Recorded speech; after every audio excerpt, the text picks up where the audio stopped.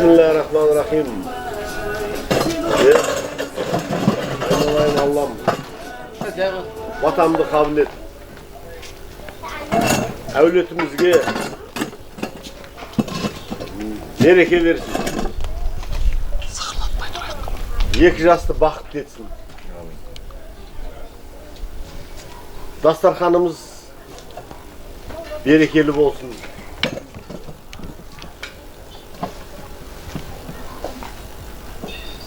Денсаулығымыз амандық болсын. Денімізге саулық берсін, жанымызға тыныштық берсін. Алла тағалам пейілімізді мол етсін, ағып атқан көл етсін. Өсіріп атқан ұл қыздарымыздың рахатын көруі, олар біздің рахатымызды көрсін. Немерелер, шөберелер, жиендер сүйдіріп, солардың алақандарынан су ішіп, май жалағанды. Балашаға өсіп өніп, өркендеп, өз орныменен азаматтар болып, өсіп өнсін. Алла тағалам көзі оң болып, барлығымыздың жанұямызда жақсылықтар, қуаныштар болсын. Барлықтарыңызға бақыт тілеймін.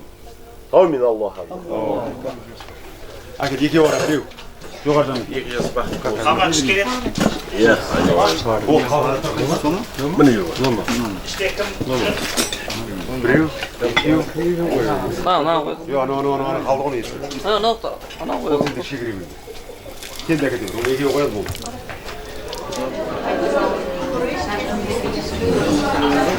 Біз алайын.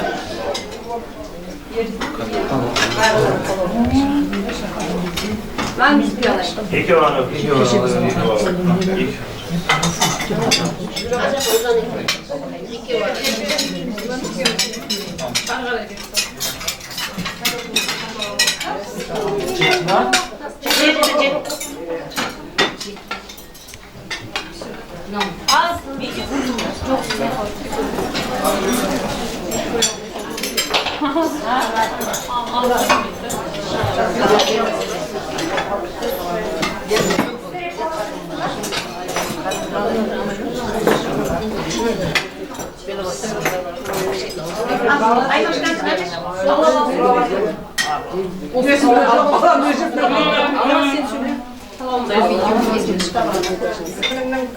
Otanda keremет той болып жатыр. Қоныс тойы да болсын. Арасында қонысы құтты болсын. Осы үйде тек бақ-дәулет, рызық, несібе, береке, байлық бола берсін. Дақыл астына қадам басқан келінің құтты келін болсын. Балаң арам болғанмен алғаны адал болсын дейді ғой. Алғаны адал болып, Құда қаласа өзіңе қызмет қылатын жақсы, инабатты, ибалы келін болсын. Өзіңе ұқсаса жаман болмайды. Өзіңе ұқсатып алады деп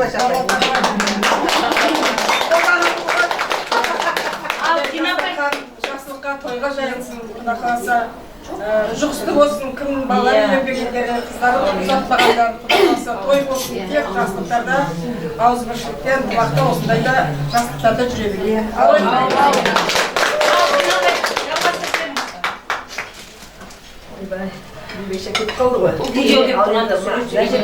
Videoda ne istedi efendim? Әпшелерді есін асыру керек. Деміз Бибешамыздың күнігі Ақтүйенің қарның жарылған күні өзі баласы үйленіп, келін кеп жатыр үйіне. Той деп жатырмыз, оны үйінде бірінші кеп жатырмыз, үйі құтты болсын. Мына сол үйге аппақ келін кеп жатыр, Құда қаласа. Бибеша келінің құтты болсын, жұғысты болсын, жұғысты болсын деп жүретін ек, Құда қаласа мінекей сағанда мына келінің адалынан болсын, екі жақтан мейірімді болсын, өзінің көңілінен шығатындай әйтеуір мамалап, сен үшін ерсің, ер адаммен теңейме өзіңді. Ер адамның да қолынан келмейтін тілектер өзің мінекей балдарыңды жеткізіп, ұлдарыңды ұяға, қыздарыңды қияға деп атымыз ғой. Құдай солардың рахатын көр, немере шөбере шөпсек сүй, әдемі картиеп, сол немерелеріңмен өстіп, пейнетіңнің зейнетін көріп, қыдырып, өстіп, солардың болғына болған жүре бер. Дастархан әрқашан жақсылық, қамшылық тойға жайып. Одан кейінгі еп келе жатқан қызым, ұлым бар, соларды да орын-орнына қондырып, солардың қызықшылығының тойын әйтеуір ары қарай жалғастыра берсін мына той. Тойын құтты болсын, той жалғасын тауып, мына қыздар барлығына жұғысты болсын, осындай тойлар, үйлер, дастархан әрқашан жақсылық тойға жайылсын.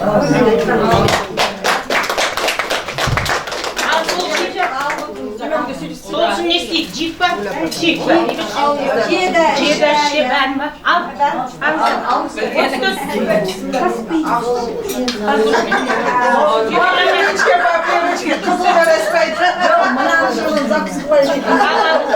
Ay başka. Al anızda. Malika.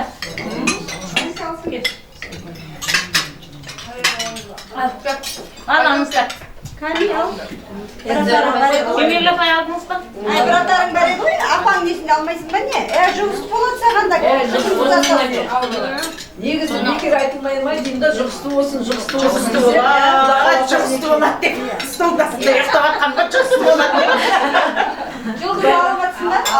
Құдайға шүкір, бізде биыл коллективте бәрінде қыз ұзатып, келін түсіп, сондай жақсы тойлар болып жатыр. Қалай қыз, қалай? Сол той тағы жалғасын тауып, қалған қыздарының да балдары үйленіп, балалары. Дәу ұстаға мен абатыр Айшын. Кішкентайды қойып. Соғына қонай берсін. Байлан Мынау Бибешаның отбасын берекелі болсын, дастарханы берекелі болсын.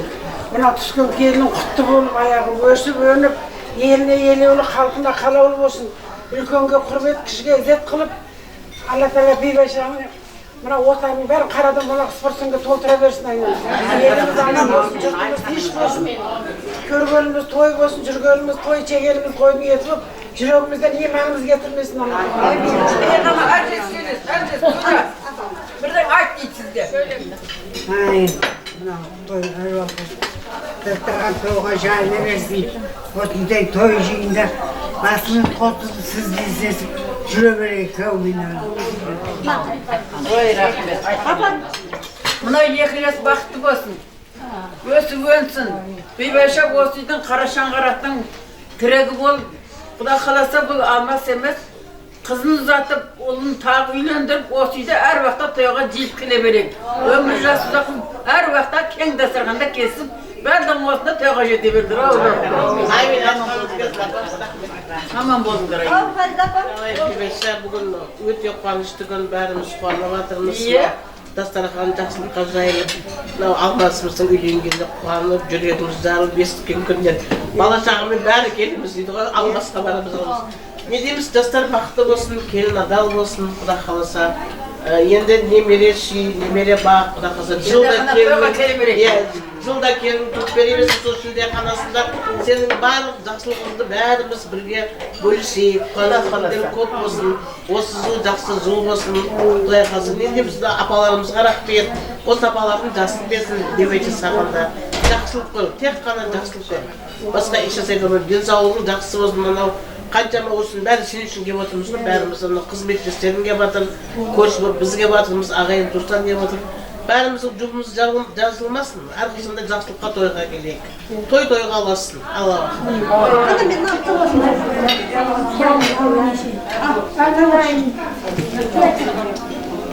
Құдай, дастарханың байлығын берсін, жерінің саулығын берсін.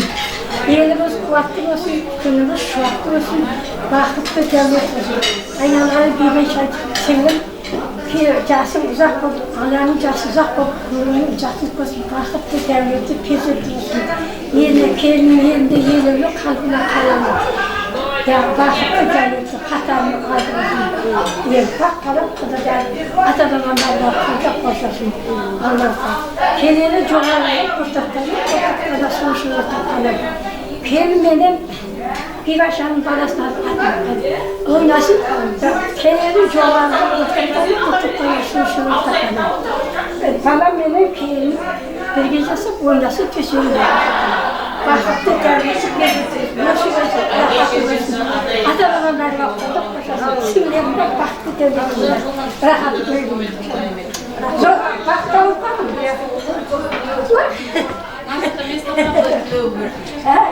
Сен аққамыз қызыма келген Зулябай би одан. Қашан айтады әнді осылайды айтпағанда. Айтады ма Ақтапай? Болсын қадамы болсын.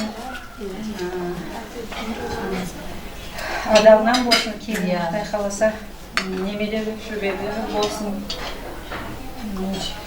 дені сау болсын, Бибашаның бала-шағасына рахатын көрсін. Жұғысты болсын бәрімізге.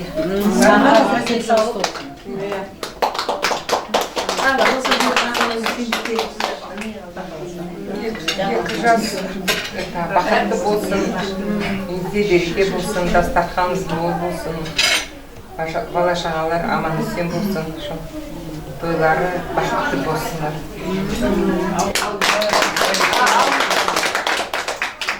Сол үшін не істейміз? Соғыстырамыз. Қоямыз ба? Шеш соғыстық қойып отыра береміз ба? Сол үшін алып қойыңыздар. Сөйтіп айтсаңызшы, шығарсаңыздар. Алып қойыңыздар. Динабай, осы айтпағаннан кейін. Тек қола қойып алып. он жиырмасына мылтық ұстағандар күтеді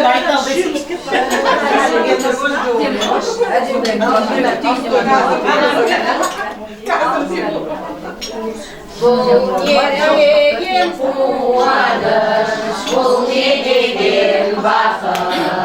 Деп алып қойсаңыздар енді.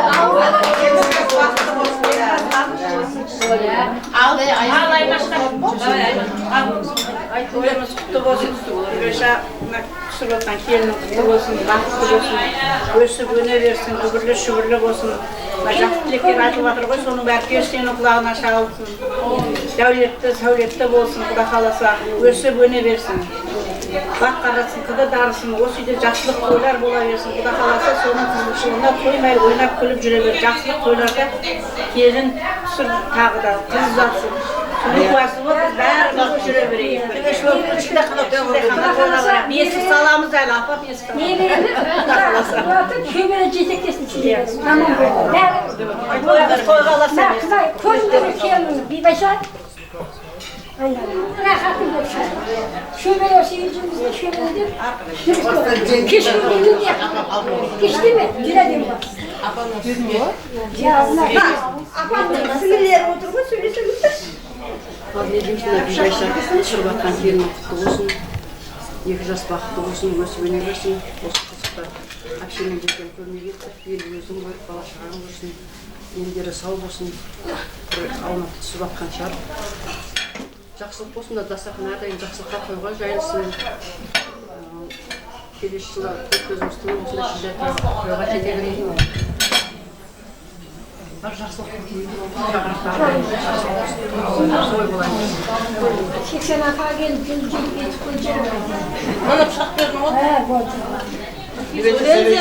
Yaşlar baktı bolsun, koşa karşısından rakatını, siz kızını köre veriniz. Güzel başlar toylara kataşı göreyik. Hemşe bay bulayık. Ben bir şey söyleyeyim. Yana iler 5 toylara gider. Al, bir katamını. Kulağına şanla versin, çırak versin.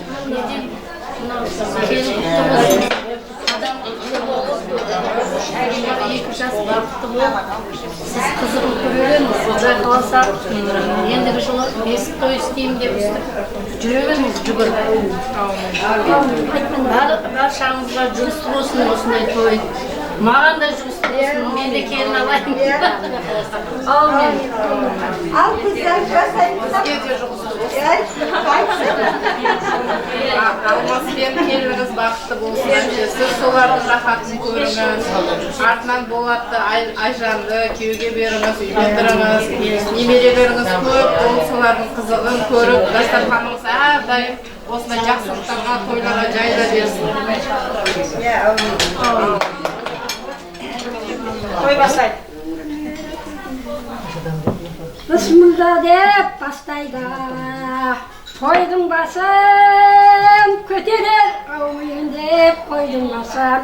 Bulbulam gongune tatida olsa durgan bir günüm. Mükte basan yerleşe, mükte basan.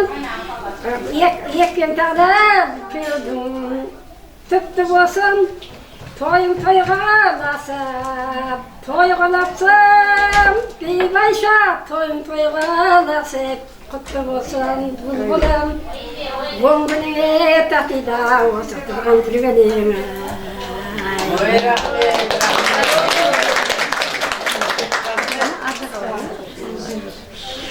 Қуанышыңа ортақпыз, Құда қаласа мына балаң мен келінің бақытты болсын, өссін, өнсін, арттарынан кішкентайлар ере берсін. Бәрімізді қуанышымыз бұл жайған дастарханың кішігірім болса, бұдан да үлкен жайла берсін. Шілдехана тойыңа келе берейік. Құда қаласа немере бағып әбіржіп жүре бер. Бәрімізге тілейтінің денсаулықтары үстен болсын. Ой бола берсін бәрімізге. Gidemiz beybaşa bundan olsun, kutlu olsun, eliniz sağ olsun. Ağaydan, jeljerden, jigitinden көрмеген жақсылығын Алла өзіңе насip etsin. Небере көр, Құда қаласа біздің жолымызды беріп, шөбере немені көре бер.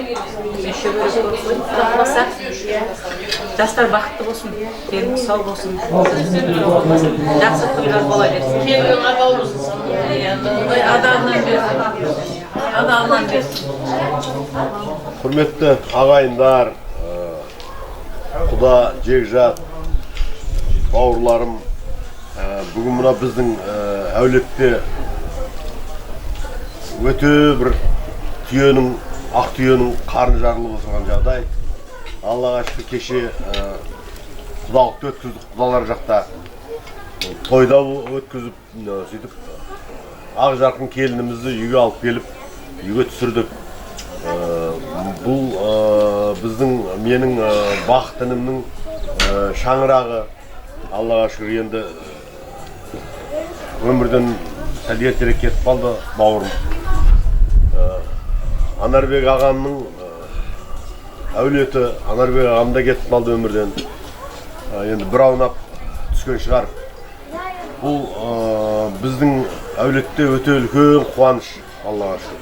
Алмас баламыз үйленіп, өзінің теңін таңдап, бәрімізді қуантып, кеше барып сол құдаларменен, құдағиларменен барлығы үлкен қуанышты атқарып келдік.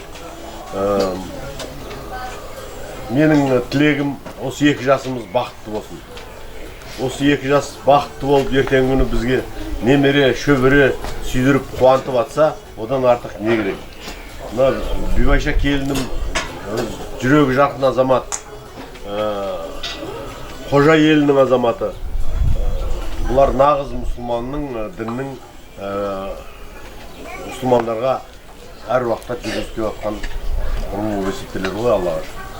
Жақсы, өте бір керемет. Осылай тойдан тойға жете берейік. Бүгін міне Алла тағалам нәсіп етсе келініміздің беташар үлкен тойы. Сол тойды жақсы өткізіп көңілдегідей ойнап күліп жүрейік. Барлығымызға жұғысты бола берсін. Өсіп отқан қыздарымыздың қызығын осылай көре берейік. Олар біздің қызығымызды көргенге нәсіп етсін Алла тағалам. Немере, шөбере, жиендер сүйдіп, солардың алақандарынан су ішіп, Алла май жалағанды нәсіп етсін. Өсіп, өніп, барлық осындай қуанышта жүзіміз жарқын болып, ойнап күліп жүргенге не жетсін. Бақыт тілеймін, амандық болсын, жақсы болсын. Енді ол Алмас балам мінезі өзі жаңағы атасының мінезіне келеді. Анарбек көкемнің орны бөлек. Ол кісі тек анау Сталиннің мінезінен сәл ғана төмен ғой негізінде. Аллаға шүкір енді соқсам амандықта бәріміз басымыз қосылып, осындай тойдан тойға қуаныштарға жете берейік. Ал, нағаш. Алдарбек көкеміз Жалла ердің өлем. әр көкеміз, әр бажамыз ғой енді. Иә. Ол кісі жақсы істеді ғой. Араластық қойды өзі. Иә.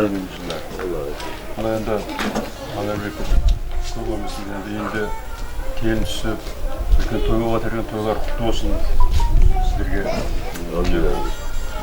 Жаңағы үй ішіне үй тігіліп көбейіп жатсыздар ғой енді. Алла қаласа көбейе беріңіздер. Келіннің аяғынан деген енді Құда қаласа кейін құтты келін болып жақсылық болып, той болып, осындай тойды келе берейік. Келіндеріңіз құтты болсын, 2 жас бақытты болсын. Енді әлекеңде бір ауылдап түскен шығар енді. Құтты бола берсін. Амин, рахмет. Әлекеңде жекшемде бір ауылдап. Конечно, көздері тір кезде көз көрмейсіз ғой? Алмасқа тұтына. Құда қаластан құтты болсын. Жаңа Анар көкемді айтып жатсыздар ғой. Анар көкем өзі постоянно айтатын. Біз советскийге көміш бақтамыз ғой. Көміштің бойындағы сиқым елінен біз. 60 жылдай күйеу болсам, біз жездедік өмірден бізге көке болып.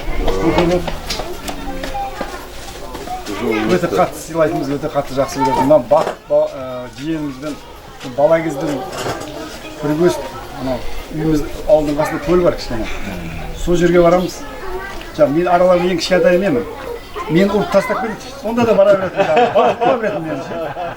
Сөйтіп жүргенбіз ғой бәріміз. Сөйтіп жүрген өмір деген қандай мына. Өмірден ерте өтіп кетті, жатқан жер жанатта болсын. Артында қалған аналар дейміз, орында бар аналар деп. Бүгін үлкен қуаныштың куәсі отырмыз. Алмас баламыздан басы екеу болып өмірде тегін тауып. Кеше айттым Алмасқа да, сен міне. Мынау енді үлкен жауапкершілік. Сен бір отанның тірегі боласың деп.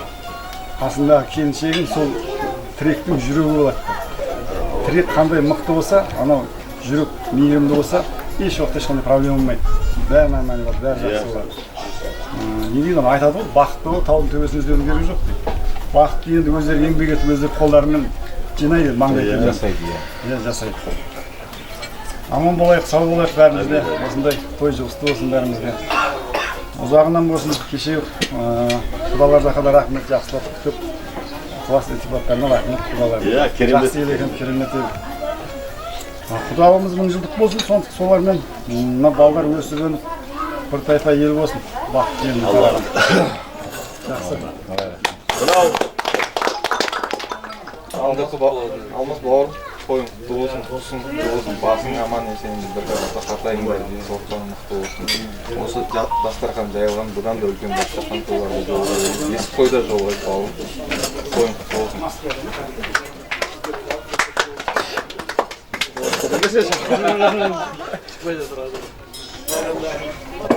Böyle. Mutluluğunu kondurma konusunu kutlu olsun. Vakti olunlar. Kendilerine sağ olsun. Oğullarım çok olsun. Basların bir jasta kartaysın.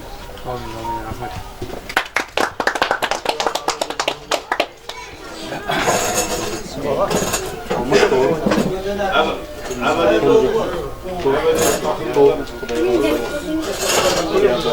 Beş тойға жолға берейік, одан да үлкен тойға да жолға берейік. Дені сау болсын, басың аман болсын. Тек қана жақсы күндерде, жақсы жерлерде, қуаныштарда жолығып жүре берейік. Бақытты болсын. Қызметтегі барша әулеттің ағайындары, іштегі барша мәртебелі меймандарымызды, құрметті ханымдар мен мырзаларды сәніменен салтанатын жарастырып сыртқа қарай ақ дастарханның басына, ажарлы дастарханның қасына әдемілеп жайғастырайық. Көптен күткен ұлы тойымызды әдемілеп бастайық. Сондықтан өздеріңіз сыртқа қарап шығуларыңызды сұранамыз, ардақты ағайындар. Қош келдіңіздер, әдемілеп жайғасайық, келіңіздер. Қызметтегі жеңгелер, оқтау ұстайтын баланы оқтаумен бірге дайындап қойсаңыздар, көрімдік салатын қоржынды ортаға шығарып қойыңыздар. Қуаныш құтты болсын, әулеттегі дүбірлі той құтты болсын, келіннің адамы оңынан болсын.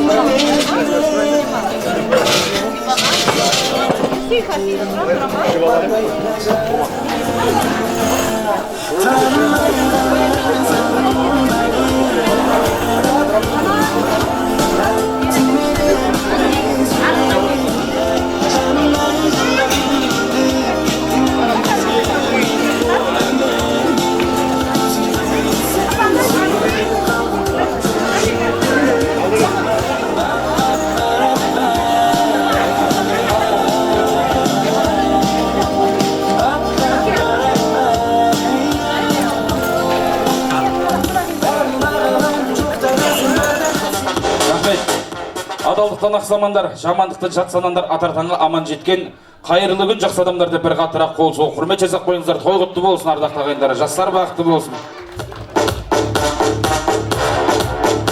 Ақылдың қайнар көзі бірліктің ұйытқысы, ақсақалды аталар, ақ жаулықты апалар, қош келдіңіздер. Адуынды заманның нар жүгін арқалап жүрген аптал азамат ел ағалары, сол ағалардың нәзігі ақ отауының қазығы болған жеңгелерді көргенімізге қуаныштымыз. Қас тойғанын емес, сойғанын емес, қиғанына семіреттесек, алтын уақыттарыңыз қиықпеген өздеріңізге ұшаң теңіз алғыс айтамыз. Енді шаңырағы биік, шырағы жарық болған, қонақ келсе құрақ ұшып, қойын сойып, қымызын сұнып қоятын, қазақи дәстүрден алыста көрмеген той иесі бибайшадай аяулы анамыздың шаңырағында қуаныш құтты болсын деп, отау ішінен отау тігіп отырған жастарымыз бақытты болсын деп, тағы да бір қаттырақ қол соғып құрмет жасап қойыңыздар. Енді бүгін бар, ертең жоқ болар, уақыт өзі бәрін ноқталар десек, көзден кетсе де көңілден кетпейтін бақыттай әкеміздің шаңырағында қуаныш құтты болсын. Енді мынау әркімнің туған жері өзіне Мысыр шаһары десек, біздің бибайшайдай аяулы анамыз өзінің елінде, өзінің жерінде өздеріңізге бала көңілмен, дала пейілмен дастархан жайып, дәм беріп, дәреже көтеріп жатқан жағдайы бар. Құтты қонақ келсе, қой егіз тауып, шөптің басы айыр шығады деген сияқты. Құтты қонақ өздеріңіз болыңыздар, ардақты ағайындар. Енді мынау құлан жортса тұяғы тозатын кең байтақ өлкемізде тал бесіктен жер бесікке дейін жеті ата бабамыздан жеті ұрпаққа дейін жіліктеп жеткен беташар тойымыз бастау алып жатыр. Сондықтан әулеттің үлкендерін ортаға шақырып, әдемі ақ тілекті алған жөн көріп тұрмыз. Қазақ айтады, үлкеніңді көрсет, көргенің бол, көш бастайды десе, қысылғандар болса қолтығынан демеп, адасқандар болса ақылымен жол тауып беріп жүретін әулетіміздің үлкендері, атап айтқанда ел ағасы болған Жамалбек атамызды құрметпен ортаға шақырамыз. Әбдімәлік атамызды, Дариға апамызды, Гүлбаршын апамызды, және де Қойлы қыз апамызды құрметпен ортаға шақырайық. Ақ дастарханның бет-пердесін әдемілеп ашып беріңіздер. Мархабат, ортаға жақындаңыздар. Ел ағалары, аяулы аналар келіңіздер.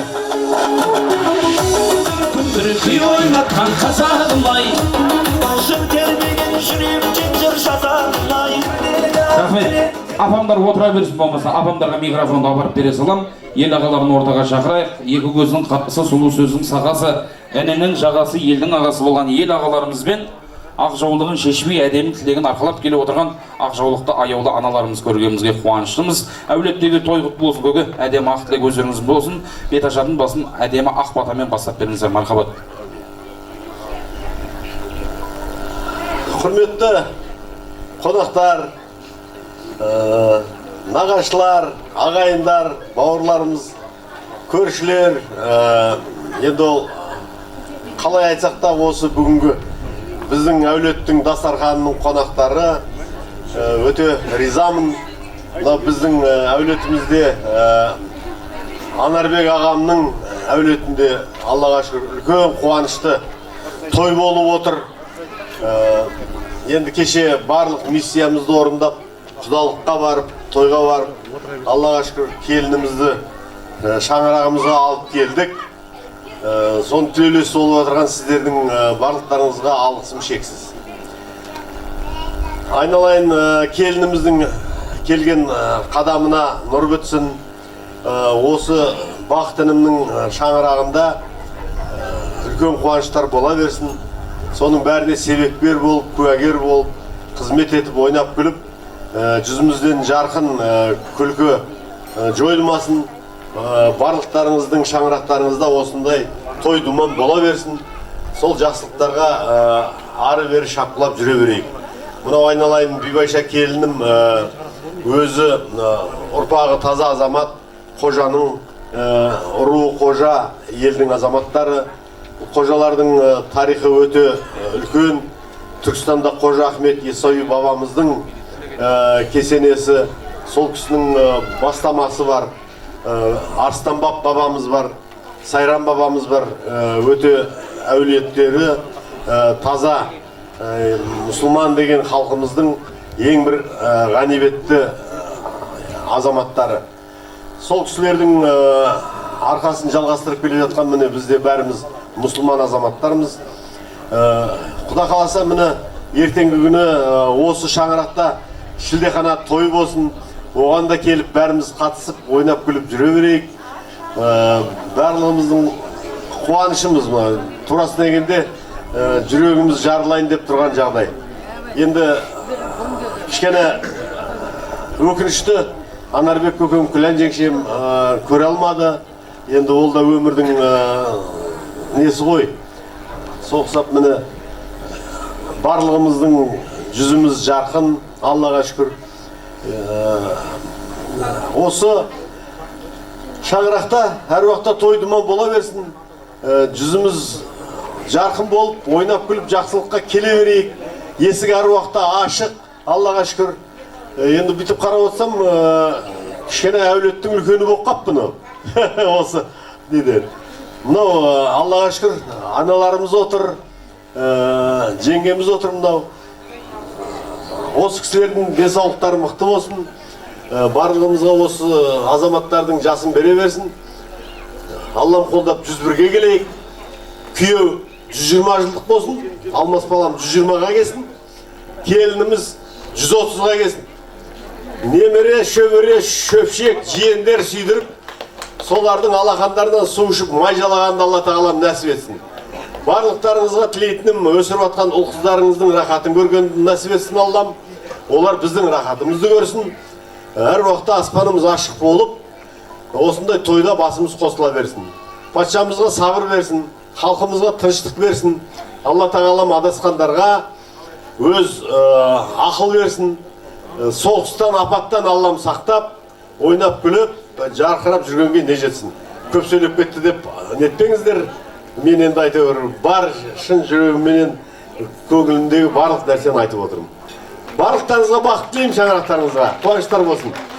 Рахмет, көке өзіңіз жалғастырыңыз. Ассалаумағалейкум, тойғайлы көпшілік. Жамал көке, мынау келін құтты болсын, 2 жас бақытты болсын. Енді белі өткені өзіңіз. Бақытты болсын екіз. Той қаласың. Кеше құдалыққа барып, ұзату тойына қатыстық. Біз мас болған жоқпыз, құдаларды масық қайтып берген. Рахмет көке, айтқандарыңыз келсін. Алла ақ тілектеріңіз қабыл етсін. Таңдайға салған әрбір ақ тілекті Алла қалап, жастарымыздың маңдайына жассын деген ізгі ниет бар. Рахмет кеңіз. Мынау келініміздің әкесі Амангелді деген азамат өте керемет кісі екен. Өзім кеше көрдім, танысып, тойда болдық. Бауырларменен таныстық, қыздарменен таныстық. күйеу балдары барлығы тойда болды, құдалықта болды. Өте ғанибет азаматтар екен. Біздің міне отырар дейміз ғой, еліміздің үлкен жері отырар. Шәуілдердің Божбан елі, Аллаға шүкір рахмет. Бәрі өте жақсы күтті. Енді аяғымызды жерге тигізген жоқ қой, жасыратын несі бар. Барған кісілер біледі. О кісілерге де алысым шексіз. Рахмет айналайын. Рахмет көке, алғысым шексіз. Аман болыңыздар, әдемілеп жайғасайық. Енді жаңа айтып өткендей алтын құрсақта анадан асыл текті ұл менен қыз туады десек, ақ жаулығын шешпей әдемі тілегін арқалап келіп отырған осында аяулы аналарымызға, апаларымызға қол соғып құрмет жасап қойыңыздар, ардақты ағайындар. Атап айтқанда жаңа Дариға апамыз бастаған Гүлбаршын апа, Қойлығыз апа, Күлшат құдағи апаларымызды әдем ақ тілек қылайық. Аты аталған кісілердің бәрі осы жерде отыр ма? Иә, келіңіздер. Жақсы тілек өздеріңізден болсын. Рай апам қайда бер? Жаным апа, аман болыңыздар. Өздеріңізден бір ауыз әдем ақ тілек болсын. Енді апа, үлкеніңіз үлкенсіздер ма, кішкентайыңыз үлкенсіздер ма? Жол көрсетіңіздер. Микрофон тұсынайын. Келіңіз.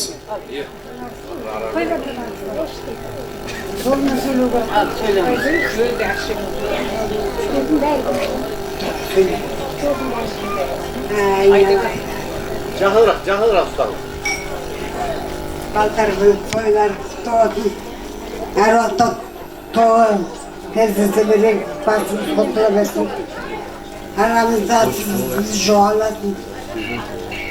Татсылық болсын, бақ болсын. Рахмет апа. Рахмет. Рахмет апа, айтқандарыңыз келсін. Әрмен қарай өзіңіз ба? Қош келіңіздер. Иә, келіңіздер. О, апамдар бір-бірін сыйлап қалған. Рахмет. Айналайын ағайын тойлар құтты болсын. Біз ағайынды, ағаларым қыздары Бейбайша. Ең үлкен мен ағаның, ең үлкені. Мына сіңілерім бәрі. Айналайын сіңілерім Бейбайша, айналайын бақытты келін апсын, келін құтты болсын. Бақытты, дәулетті болсын. Елінде елеулі болсын, халқына қалаулы болсын. Балтадай батыр, судай сынсын. Құда қаласа өсіп өнсін. Келеді жоғарыдан бір топтан су шөріп тапқана. Балам менің келінім бірге жасап, ойнасып төсегенде бір тапқана. Тойы құтты болсын, тойғыласын құда қаласа. Айналайын дастарханың байлығын берсін, денің саулығын берсін, еліміз қуатты болсын, күніміз шуақты болсын, ішкен дегеніміз дәметкен әруақат ебесін. Патшаға сабыр берсін құдай. Той тойғыласа берсін. Небере шөбере тойын көрейік. Құдағи. Bismillahirrahmanirrahim. Barakatuhu Allah'ına Beybaşı aynalarına alған келінің құтты болсын. Екі жас бақытты болсын. Тікен шаңырақтары биік, босағалары берік болсын. Еліне елеулі халқына қалаулы болсын. Үлкенге құрмет, кішіге ізет қылып, келінің өзіңе сырласындай болсын айналайын. Үйіңде бір топ бала спортсмен ендігі жыл 5 тойға келейік. Биыл ана келін болсын, ендігі жылы бала келін болсын, арғы жылы мына шегірлердің дана келіні болсын айналайын. Тойын тойғыласа берсін, еліміз аман, жұртымыз тыныш болып, мына ер азамат жастарымыз өсіп өне берсін. Мына құдалар аман болсын, атаңда бір аунап жасқан шыққан жыл, немерем үйлелі батыр деп. Өте жақсы кіседі ғой атаңда. Мына қара шаңырақтың егесі Бейбайша айналайын өсіп өне берін. Әр уақытта қара шаңырақта отырған адам кем болмайды. Мына келінің де өзіңнің тәрбиеңді алып, өзіңе сай болсын жаным айналайын. Балаң да өмір жасы ұзақ болып, қолына қондырған құсы құтты болып, еліне елеулі, халқына қалаулы деген мақсаттарына жеткізсін. Бақытты болсын жандарым айналайын. Рахмет апа, айтқандарыңыз келсін. Аллах тілектеріңіз қабыл етсін. Әрмен қарай апа, қош келдіңіз. Айлананы Бейбайша, мынау қолыңа түскен келінің құтты болсын, өмірі жасы ұзақ болсын, дендері сау болсын, алдына келген бақты қайтармасын шырағым. Осы үйдің егесі де шегесі де сенсің ғой шырағым. Келінің өсіп өніп, үбірлі шүбірлі бола берсін. Елдің алды болмай, арты болмай, ортасында жүре берсін. Бақытты болсын. Әр уақытта кең дастарханда кездесіп құда қаласы. Мен қайныман келінім өмір жатты. Жастығыларын жасамаған жасын сен жасай бер, солардың қызығын көре бер. Бақытты бол шырағым. Kelgen kelin kutlu bolsun. Kelinin ayağından koşun tayağının dey. Kelgen kelin kutlu bolsa, qanday жақсы raqat. Kelgende kelinizdir deb esikti açıp, selam berip, qabağın çıtpay turатын bolsun kelin. Baqıtlı bolsun, ösüp önsün. Çırağım Құда қаласа, қазір келin келді деп қуанып болсын, ертең үлкен тойымда тағы кездесеміз, құдалығында кездесеміз, Құда қаласа. Келесі жылы осы уақытта осы есіктің алдында шілдехана тойға кездесе берейік. Өмір жастар ұзақ болып, бұдан кейін де тағы қызыңды ұзатып келін түсіріп бер шырағым. Өсе бер, өне бер, бақытты бола бер. Аумин айтқандарыңыз келсін. Аллах тілектеріңіз қабыл етсін. Сіз айттың ғой? Тілектің арасы. Айтпадың ба? Рахмет. Апа, аман болыңыздар, қуаныш құтты болсын. Енді тілек беріп тұра беруге де болады. Айып етпейсіздер. Қазір енді күн ыстық. Құрметті қонақтарымыз шаршатып алмайық. Коллективтерге бір қаттырақ қол соғып құрмет жасап қойыңыздар. Енді сырттан тілеген тілектен гөрі іштен тілеген тілек екі есе қабыл болады деп жатыр. Сондықтан іштеріңізден әлем мақ тілек айтсаңыздар, тілек ортақ, той ортақ деген сияқты той арысты, осы той баршаңызға жұғысты болсын ардақты ағайындар. Енді қазақтың қасиетті дәстүрі бойынша келіннің бетін ардақтап ашайық. Сондықтан келіннің екі жағынан сүйемелдеп тұратын екі жеңгеміз келінді құрметпен ортаға алып шығыңыздар. Енді келіңіздер. Қол соғып құрмет жасап қойыңыздар ардақты ағайындар. Келін түсті салды ғой бұрын ғана, біздің үйге бірендай бұрын ғана. Ақ ниетпен аттаған босағасы, ағарып тұр әлекей шымылдыға. Ақ ниетпен аттаған босағасы, ағарып тұр әлекей шымылдыға. Ақ бауырсақ шашу боп шашылғанда, қызыл жайлы жүзімді жасырғанда, қандай ғана сезімде болдың екен. Ақ шымылдық алдыңнан ашылғанда, қандай ғана сезімде болдың екен. Ақ шымылдық алдыңнан ашылғанда.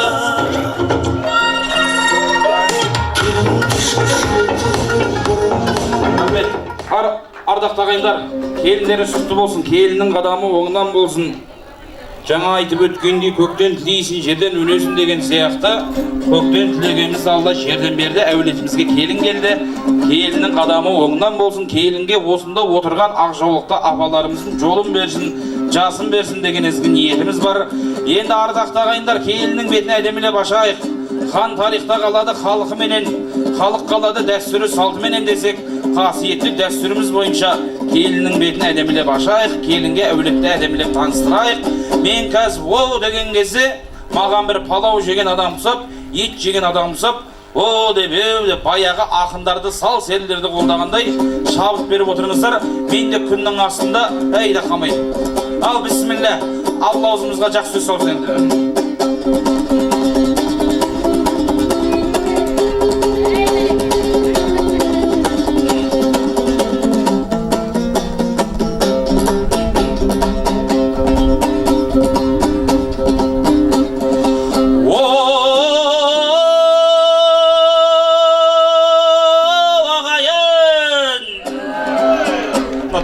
Дауыстарыңыз палау жеген, ет жеген дауыс болмады ардақты ағайындар. Салат жеген дауыс болды мынау.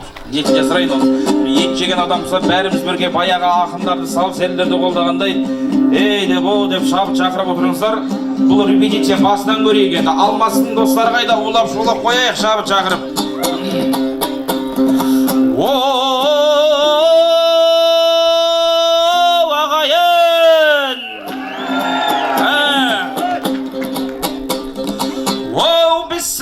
Сақта шалынып сүрінгеннен, ортада сөз табылмай кідіргеннен, бет ашарғы бастамастан амандасып, бетімді ашып алайын жырымменен. Ассалаумағалейкум аталарым, жастарға әлім берген, білім берген.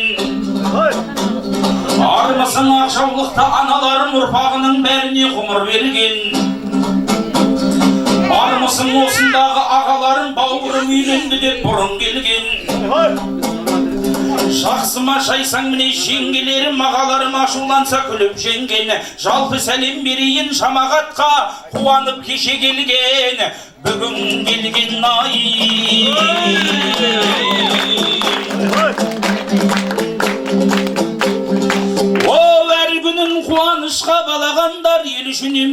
жарағандар. Той дегенің қалың жұрттың қазынасы жиналып отыр екен сан адамдар. Шегірлердің елінде күнде думан, сондықтан той иесін сынамаңдар. Тойларыңыз болып жатқан құтты болсын, Нұржандайын ақсақалдан тарағандар ай.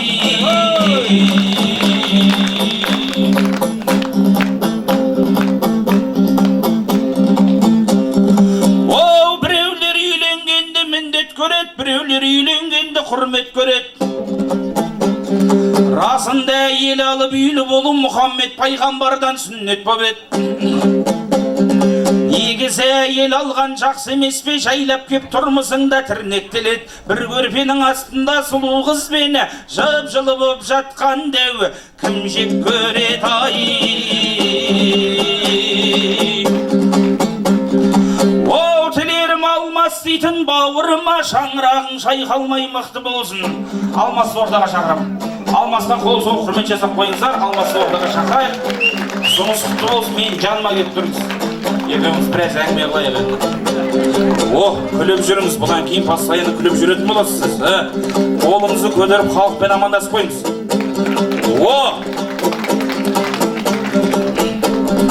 О, тілерім алмас дейтін бауырыма, шаңырағың шайқалмай мықты болсын. Ақ келіннің ашылып әпитеті жыл сайын бір балаға жүкті болсын. Қасиаққа кірген күнің бүгін, сондықтан нервіңде мықты болсын. Сау басыңа тілеп алған сақинаңды, саусағыңа таққаның құтты болсын ай.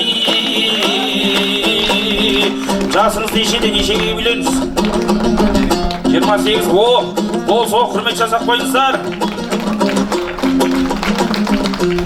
Үйленіп жақсырымды бастай кеттің, бойдақ боп сен әдептен аспай кеттің. Әлде де жүре тұру керек педі, Алмасжан ерте үйленіп жастай кеттің ай. Үйленуге бір Алла күш бердің ба, жақсы міне жұмыстан істелдің ба. 28-де үйленіп не көрінді, аяқ асты бір түрлі түс көрдің ба ай. Бойдақ боп бүгінге дейін жүріп кеттің, қыз қырғынның талайы менің күліп кеттің. Таныш жүрген алмас едің айналайын, қоңырат бошбандардың қорасына кіріп кеттің ай. Болды әлеге бара берсеңіз болады. Күліп жүріңіз бұдан кейін. Үйленгендер бір түрлі болып болады абайсыз. Әлі де айтатын сөз табылады, және де әрбір ойлар мағыналы. Құрасбек ата, Анарбек ата, Кеңес аға, Ильяс аға өтті өмірден, кезінде болған елдің қобыланы. Бақыттайын әкеміз де өтті өмірден, ол кісі де болған елдің оғыланы. Алмастайын нар тұяғым үйленді деп, бір аунап жатқан шығар әруақ ай. Тағдыры әр пенденің өр Алладан, бір хақсыз ешбір жолды сөн алмаған. Қалды қыз әже күләндадай апаларға иман бересін, бүгінгі қызығыңды көр алмаған ай. Ал келінжан, көзден кетсе де көңілден кетпеген әруақтарды құрметтеп иіліп үш сәлем сап қойғайсыздар енді. Өлі разы болмай тірі баймас деген сияқты. Рахмет. Әруақтарды құрметтеп қойып.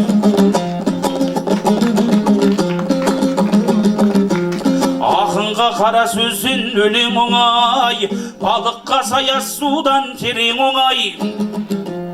Бұл айтқан сөз расы менен çalған болса, айтпайтын еді ғой кенен олай. Өлең менен жеткізейін тілегімді, өлең сөздің патшасы деген абай.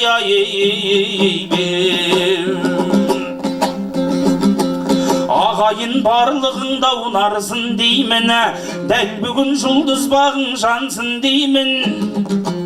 Байқаймын шапалағың бәсең боптыр, менің көңілім қалайша толсын деймін.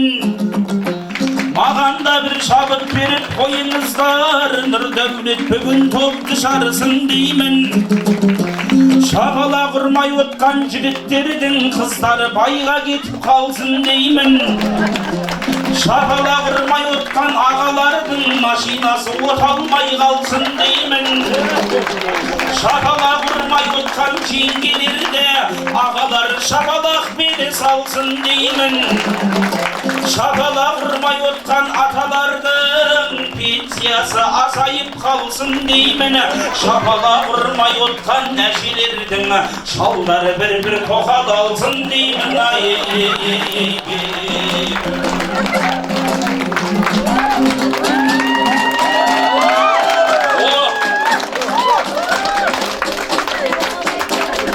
Ол махаббат қосқа шықты табыстырып, бақытпенен бақшаттықта қауышты үміт. Шаң өмірмен қадам басқан жас келінді кетейін бұл әулетпен таныстырып. Ықыласпенен шапалақты жүр төргендей, сезілсен ізгілі ғой сендерге де. Қария дегеніміз сарқылмас дария ғой, ең бірінші сәлемді сал үлкендерге уай. Аталарым ұсында, асыға бер келінжан сәлеміңізді салуға.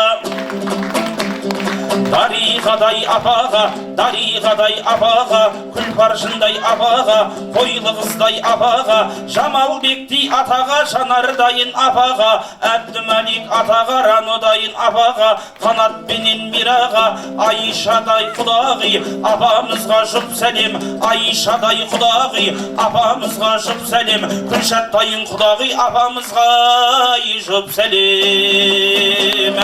Әулеттің үлкендері ақсақалды аталар ақжаулықты апаларымыздың құрметіне үш сәлем сақ қойыңыздар. Атым аталмады деген реніш болмасын. Тойымыздың төріне билеп беріңіздер, ардақты ағайындар. Рахмет.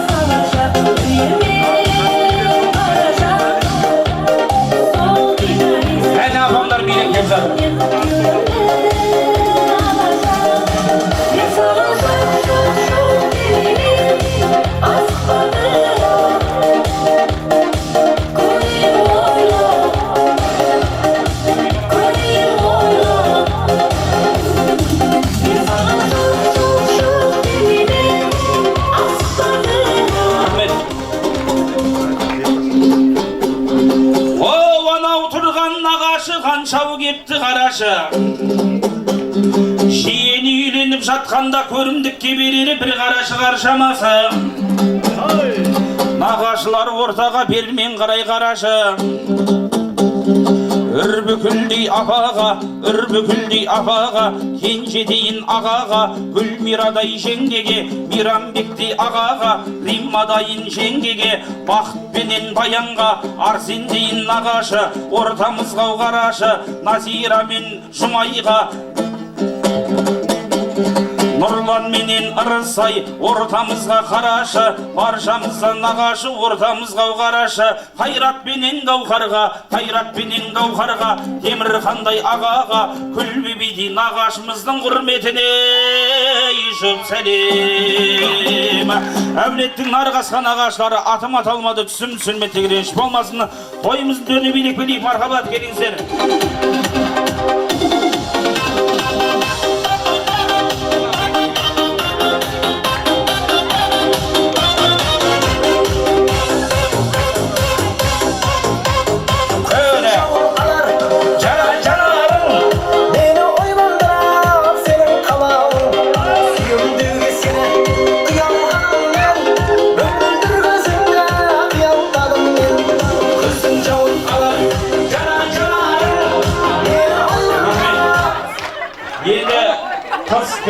Тілеулес қыз жанашырлап жатыр қазақта арулар, ақыл жандар шуақ боп шашылғандар десек, шуағын шашып келіп отырған әулеттің әпке, жезде, қарындас, күйеу балдарын және де қайныларды осы жерге қосып қойып, сол кісілерді құрметпен ортаға шақырайық. Атап айтқанда, Жақсыгүл әпкеміздің құрметіне ерекше үш сәлем сақ қойыңыздар. Серік, Әсемгүл, Марлен, Әсел, Гүлнар атты әпкелер жеселер ортаға жақындаңыздар. Қарындас, күйеу балдар, қайнылар және де Нұркен Көркем атты Айжан, Ораз, Мөлдір, Асылзат және де Көркем, Кәмшат, Дайна, Болат, Дін Мұхаммед атты әпке жезе қарындас, күйеу балдар, қайнылар ортаға билік. Мархабат. Қол соғы құрмет жасап қойыңыздар. Үш сәлем салып қояйық, келіңдер.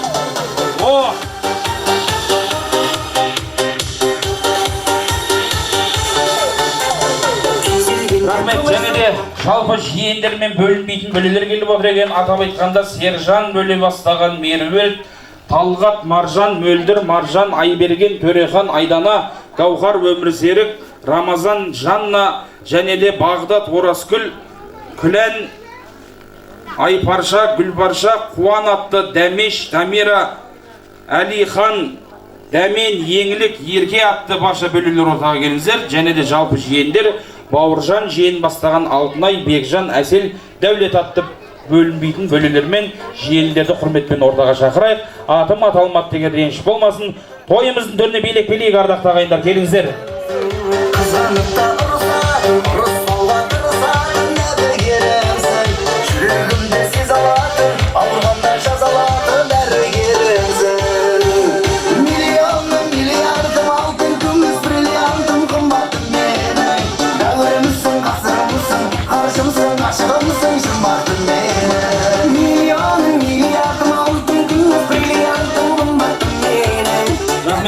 Енді қымыздың қасиеті биесімен, тойдың қызығы иесімен десек, бүгін дүбірлете той жасап жатқан той иесі Бибайша анамызды құрметпен ортаға шақырамыз.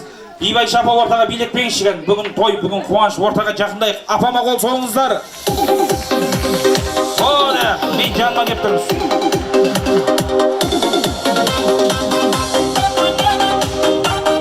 Келінден үсті болсын, әулетке келген келін бақ бұқ белсін, қадамы оңнан болсын деген ізгі ниет болсын.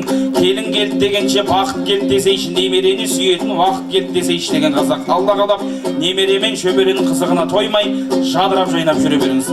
Енді мен қазір анамызды аямай мақтайым. Орындарыңыздан тұрып шабыла ұрсаңыздар да жарасады ардақты ағайындары. Келініңді аяла қолыңдағы, басындағы бағыңды өшірмеші, сұлу ене көп шығар соның бәрі, сенің сұлулығыңның өшірмесі. Бибайша апа оригиналысын, таза табиғи нәрсен саған, қолы жет алмай бәрі қиналысын. Бибайша апа оригиналысын, соған халық илансын жақсы. Ене болатыныңа ешкімнің күмәні болмасын, себебі оригиналысын.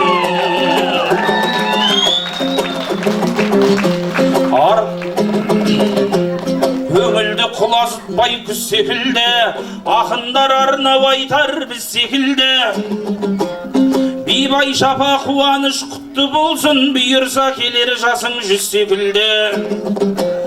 Бүгінгі отау құрған алмас балаң, оны айтсам жадырайтын 100 секілді. Болат дайын ұлыңыз тағы да бар, кәдіп күнгі казерной тұз секілді. Айжандайын қызыңыз осы жерде жүр, ана жолын жалғаған секілді. Бибайша апам осылардың анасы ғой, астын дәмін келтірген тұз секілді. Расында ұл қыздарың қалайша осал болсын, жақсы анадан туған соң сіз секілді ауай.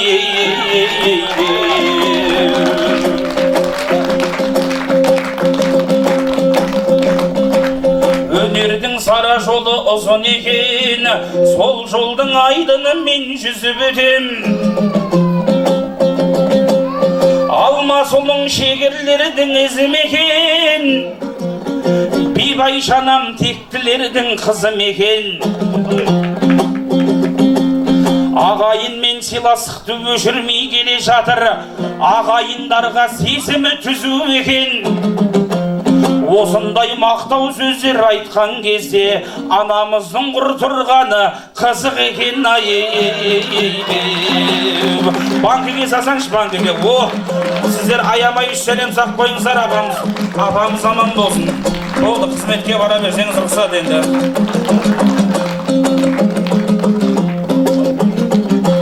Әрқашан төрден түспес баға болсын, Алланың берекесі саған қонсын, ортамызда күліп ойнап шаршамайтын Бибайшадай анамыз аман болсын.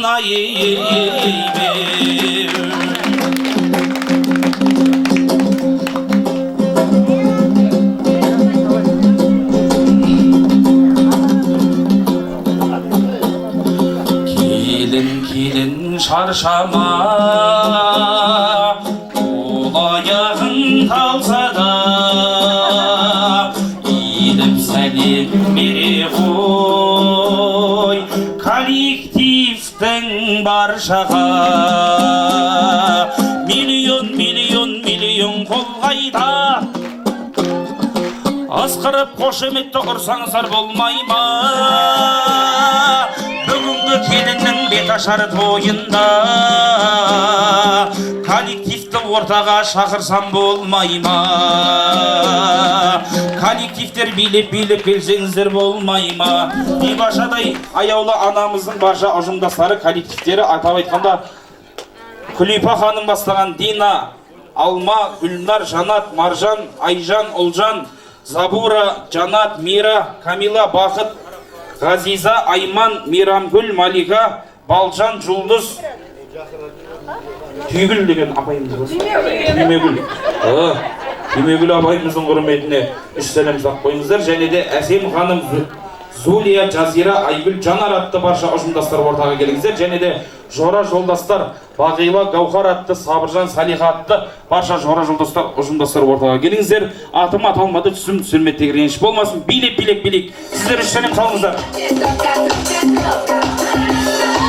Мамира ханымды ортаға шақырамыз.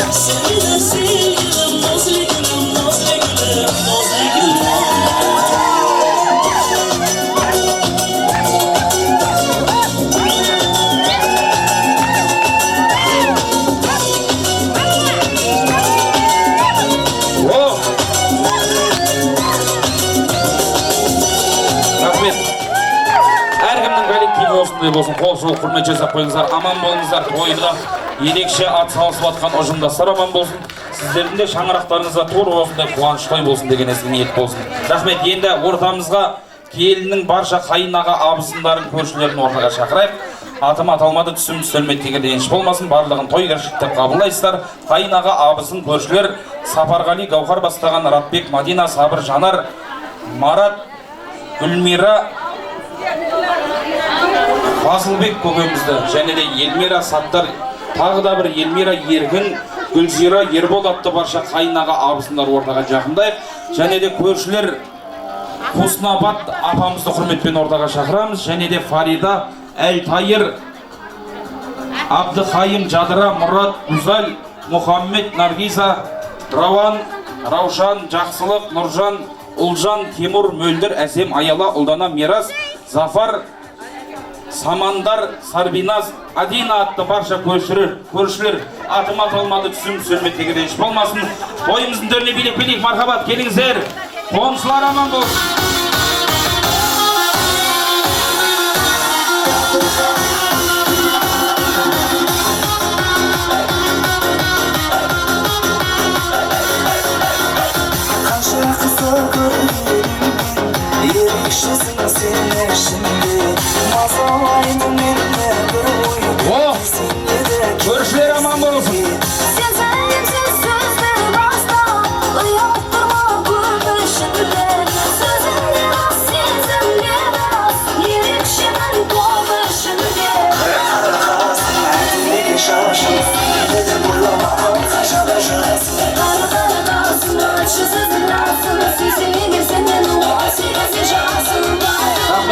барша ортамызға Алмастың жолдастары, ұжымдастарын ортаға шақырайық. Атап айтқанда Нұрғали, Ирсмат, Зиятуллах, Бекзат, Нұржан, Рахымжан, Хуснидин, орынбасар атты ұжымдастар коллективтері ортаға келейік. Және жолдастары Дияр, Нұрдәулет, Сұлтан атты барша Алмастың ұжымдастары, достары атым аталмады түсілме тегінен іш болмасын.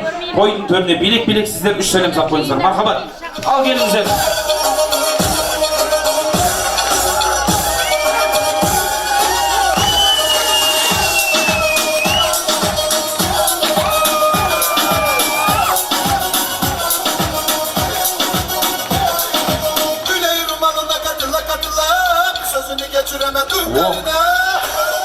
Қанша болып қалды?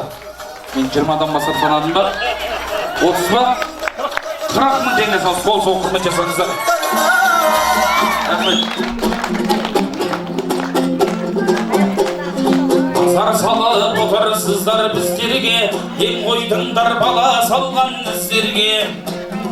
Бет ашарға келіп отқан ағайын, қыз ұзатып келін алшы сіздерде. Бет ашарға келіп отқан ағайын, қыз ұзатып келін алшы сіздерде. Арман, арман, арман, арман, арманда, сіз біз десіп жүрейікші жалғанда. Ал келін жан тағы сәлем салдыңыз, осы жерде ата талмай қалғанға. Ал келін жан тағы сәлем салдыңыз, осы жерде ата талмай қалғанға. Отырған жамағатым жақтасын, бұрып келдім ауылыңа атпасын. Бибайшадай анамызға тілерім, алмас ұлың ел сенімін ақтасын. Бибайшадай анамызға тілерім, келініңді барша мейман мақтасын. Көп сөйлесең сөздің дәмі кетеді, осы менен нұр дәулетің тоқтасын. Осы менен нұр дәулетің тоқтасын. Көп рахмет, ардақты ағайындар. Келіндері сүтті болсын, келіннің қадамы оңынан болсын. Әулетке келген келіннің қадамы оңынан, несібесін молынан болсын деген ниет болсын. Рахмет, аман болыңыздар. Енді осы келіннің бетін әдемілеп ашайық. Әне жерге сала-саламыз сыртына. Келіннің бетін ашуға Бибайша апамызды құрметпен ортаға шақырамыз. Апа, ортаға. Апамдар аша ма? Апа, ортаға кеңіздер. Келіннің бетін әдемілеп ашып беретін апамызды құрметпен ортаға шақырайық. Апа, жақындай. Ана шешіп беріңіздер. Орамалды оқтау ұстаған балаға беріңіздер дағына. Оқтауды маған бере салың. Қол соғып құрмет жасаңыздар. Бір келіннің бетін үш апам ашайын деп отыр. Қайтып апалар ұрмайсыздар. Рахмет. Маңдайына сүйіп, қандайына түкіре тұрып қойыңыздар, апа. Ішінен бір дөп қойыңыз. Қуанышты болсын. Рахмет, елдеріңіздің адамы оңнан болсын. Елге осы апаларымыздың жолын берсін, жасын берсін дегеніңіздің ниет болсын. Апа, маңдайынан сүйіп, қандайына түкіріңіздер. Сіздерге ұқсаған болса жаман болмайды. Әулетіміздің аналары аман болсын, апаларымыз аман болсын. Еліне тимеңіз, апа, еліне егесі бар үшін. Рахмет. Үшінші апамыз да әдемілеп сүйіп қойсаңыз рұқсат. Қандайына түкіріп жеңіз, апа. Рахмет, аман болыңыздар. Апаларымыздың жолын берсін, жазын берсін. Апамдарды әдемілеп жайғастырайық, қызметтегі жеңіздер қайда кетті. Апаларымыз әдемілеп жайғастырайық. Бибайшаны апа, ортада сіз қалсаңыз рұқсат. Келіңіздер, апамдарды жақсылап жайғастырайық. Бибайша апамды құрметпен ортаға шақырап, қол соғып құрмет жасаңыздар. Апа, ортаға билетпеңіз.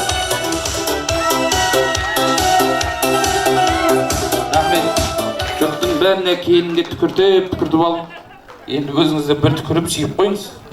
Қуанышты болсын, келін сіздікі ғой. Әне, апама қол соғыңыздар. Енді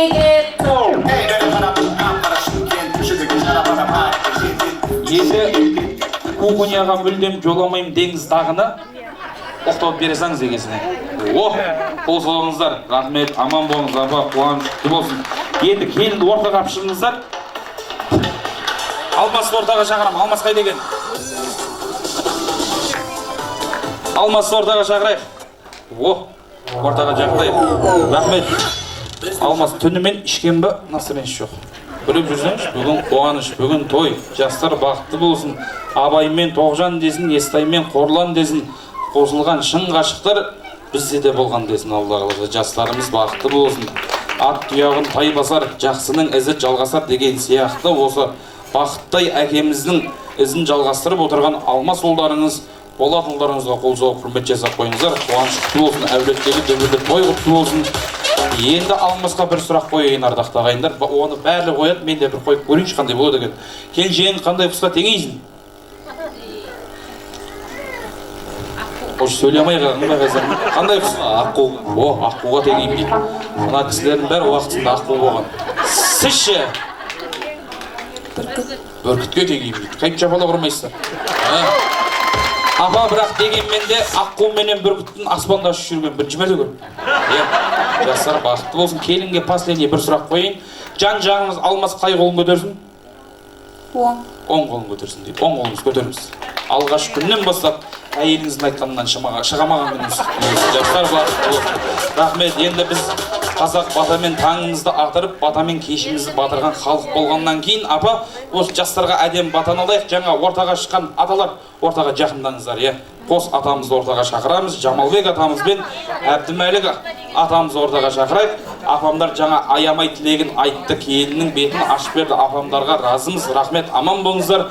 Ортаға жақындайық, ата.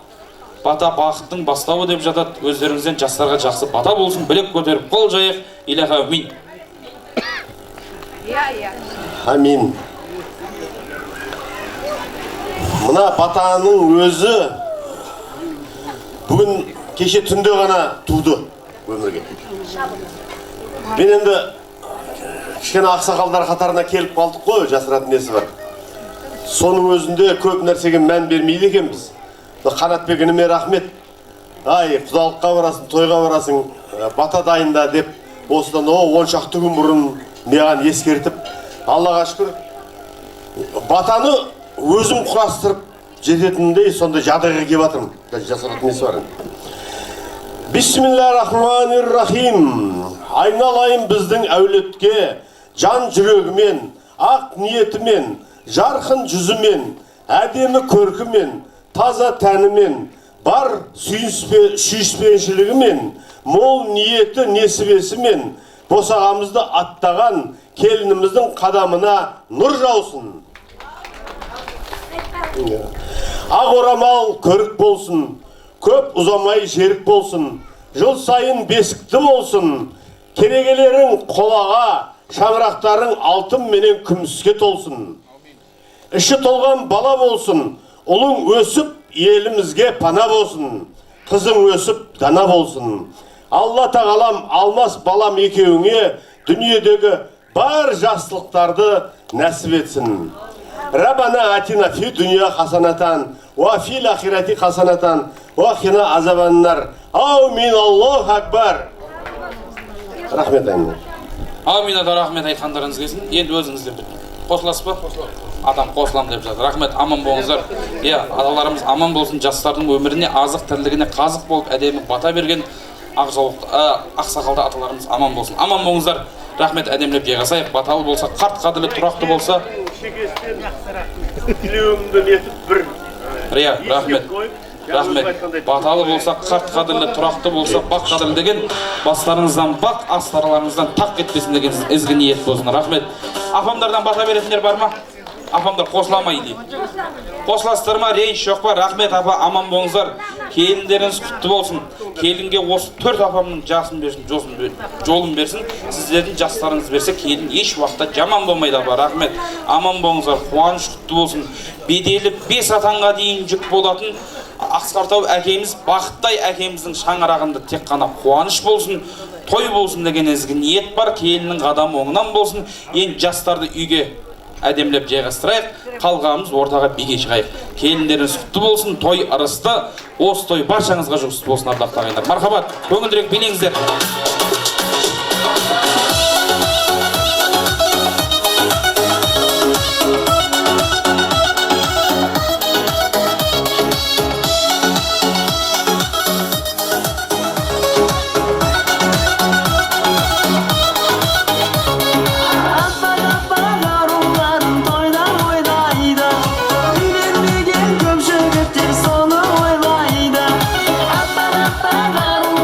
Toydan oynaydı.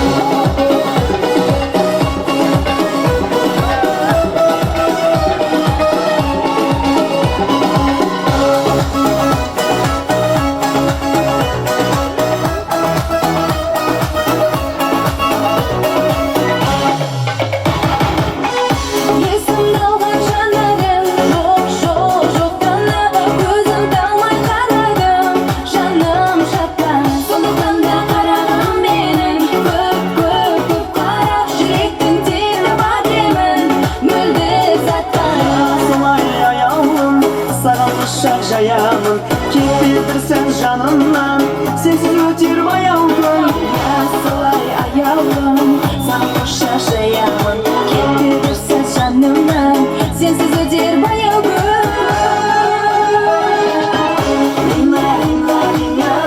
қазақшасын жырладым жүрегімнің жартысын сенсің бағым сен жаным қазақшасын жырладым жүрегімнің жартысын сенсің бағым сен жаным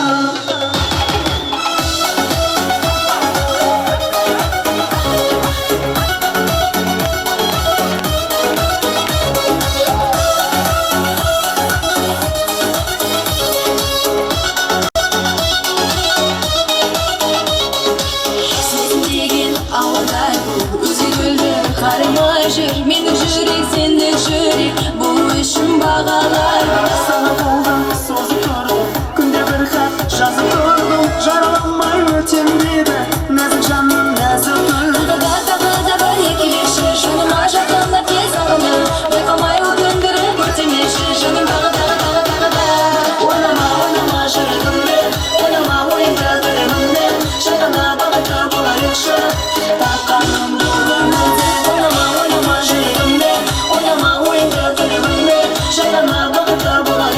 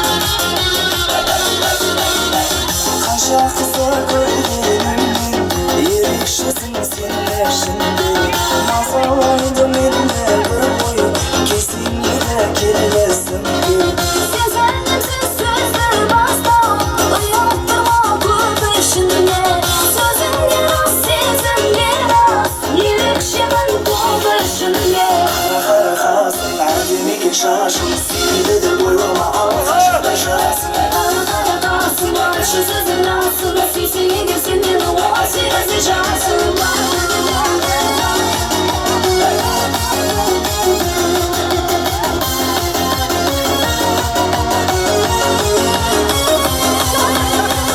қара қасың әдемі екен шашың